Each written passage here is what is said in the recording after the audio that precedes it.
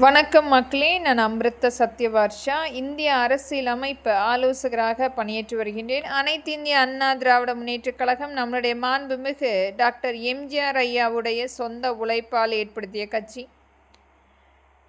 நம்மளுடைய மாண்புமிகு புரட்சி தலைவர் அவருடைய அந்த குழந்தை பருவம் என்பது ஒரு நாடக கம்பெனியில் 7 வயதில் தன்னுடைய மதிய உணவுக்காக சேர்க்கப்பட்டார்.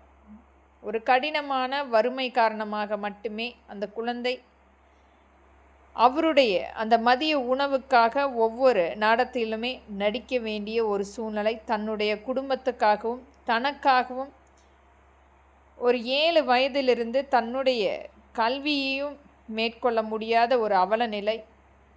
அனைத்துமே பொருட்படுத்தாமல் அந்த குழந்தை ஒரு நாடகத்தில் நடித்து திரைப்படத்தில் ஒரு மிகப்பெரிய நடிகனாக உருவெடுத்து நமக்கு ஒரு முதலமைச்சராக முன்மாதிரியாக திகழ்ந்தவர்.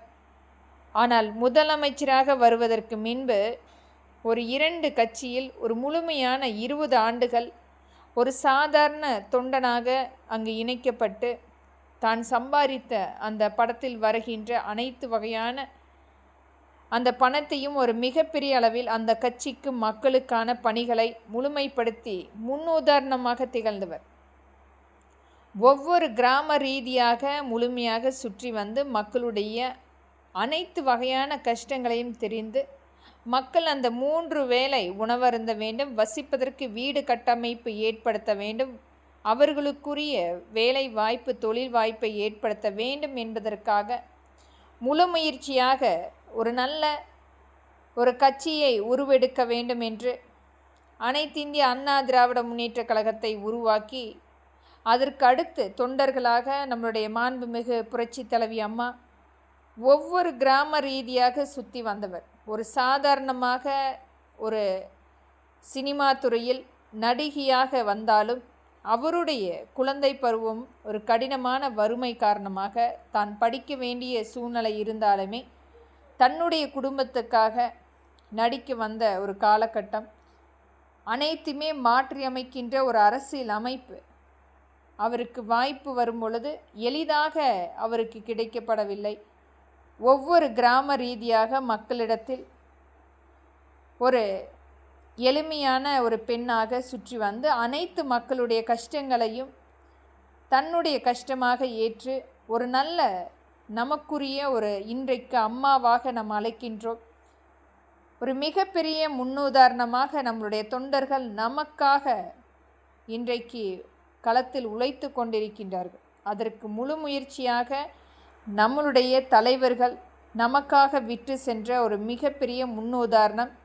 இன்றைக்கு அதையே ஒரு முன்னுதாரணமாக எடுத்து நம்மளுடைய தொண்டர்கள் நம்மையும் வழிநடத்தி கொண்டிருக்கின்றார்கள். மிகப்பெரிய சான்றாக அவர்களைப் போல நாமும் களத்தில் உழைக்க வேண்டும். முன்மாதிரியாக வருகின்ற இளைய சமுதாயத்துக்கு நாமும் ஒரு மிகப்பெரிய பங்களிப்பு கொடுக்க வேண்டும். ஒரு மிகப்பெரிய அளவில் கடந்த திராவிட முன்னேற்றக் கழகத்தினுடைய எண்ணற்ற மக்களுக்கு ஒரு வனவாசத்தையே கொடுத்து சென்ற நாட்களை இன்றைக்கு மறந்து அந்த கட்சி மீண்டும் மீண்டும் பிதற்றி கொண்டிருக்கிறது. புதிதாக வந்த தமிழக வெற்றி கழகம் ஒரு மாதம் முடிந்திருக்கிறது. ஆனால் குற்றங்கள் அது தொடர்ச்சியாக வந்து கொண்டிருக்கிறது. இன்னும் திராவிட முன்னேற்றக் கழகத்தினுடைய ஆட்சி அமைப்பு மட்டுமே நாம் தொடர்ச்சியாக பார்த்து கொண்டிருக்கிறோம். அனைத்து வகையிலுமே காவல்துறையிலிருந்து ஊடகத்திலிருந்து அனைத்துமே இன்னும் திராவிட முன்னேற்றக் கழகத்தினுடைய கட்டுப்பாட்டில் இயங்கி கொண்டிருக்கிறது. அனைத்துமே ஆளுகின்ற அரசு கவனத்தில் எடுக்க வேண்டும். என்றைக்குமே அனைத்து இந்திய அண்ணா திராவிட முன்னேற்றக் கழகம் கொடுக்கின்ற கரமாக மட்டுமே திகழ்ந்திருக்கிறது. இன்றைக்கு எண்ணற்ற காழ்ப்புணர்ச்சி காரணமாக மக்களை திசை திருப்பி கொண்டிருக்கின்றார்கள். என்றைக்குமே அனைத்து இந்திய அண்ணா திராவிட முன்னேற்றக் கழகம் என்பது மக்களுக்குரிய நல்ல ஆட்சியை முழுமைப்படுத்துகின்ற கட்சி. நன்றி மக்களே.